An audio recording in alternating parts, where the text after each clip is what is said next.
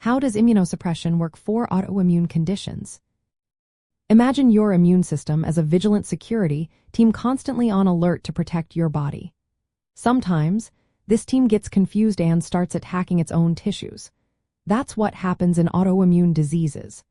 To stop this self-attack, doctors use immunosuppressive treatments that act like a calming signal to the immune system. These treatments don't shut down the immune system completely but help it focus on real threats like infections or injuries. The immune system normally learns to ignore its own parts through processes called central and peripheral tolerance. But in autoimmune diseases, these tolerance mechanisms fail. This failure allows immune cells called T cells and B cells to mistakenly attack healthy tissues, causing inflammation and damage. Immunosuppressive therapies aim to fix this imbalance by calming down these overactive immune cells.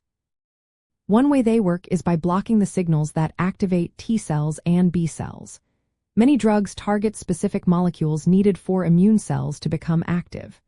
For example, some medications prevent T cells from receiving the signals they need to multiply and attack.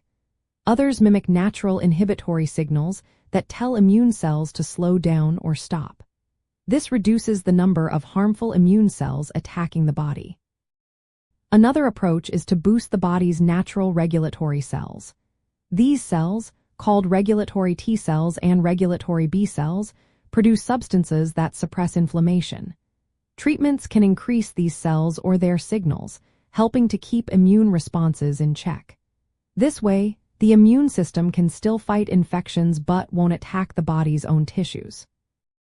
Targeting inflammatory molecules is also common. Cytokines like tumor necrosis factor, interleukin-1, and interleukin-6 drive inflammation. Some drugs neutralize these cytokines or block their receptors, which reduces swelling, pain, and tissue damage. Some treatments aim to eliminate or deactivate the harmful immune cells directly. They can induce cell death or make these cells inactive, preventing them from causing further damage. Others interfere with the metabolic processes that immune cells need to grow and multiply. By limiting these processes, immune cells cannot become overly active. From the immune system's perspective, immunosuppression is like applying brakes to an over-enthusiastic car. It slows down the immune response enough to prevent tissue damage but still allows the body to defend against real threats. This balance is delicate because lowering immune activity can increase the risk of infections. Doctors often use corticosteroids to broadly reduce inflammation and immune activity. They also use targeted drugs like monoclonal antibodies that specifically block parts of the immune response.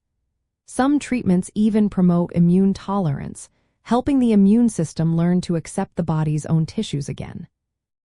In essence, immunosuppression for autoimmune conditions works by calming the immune system through multiple methods.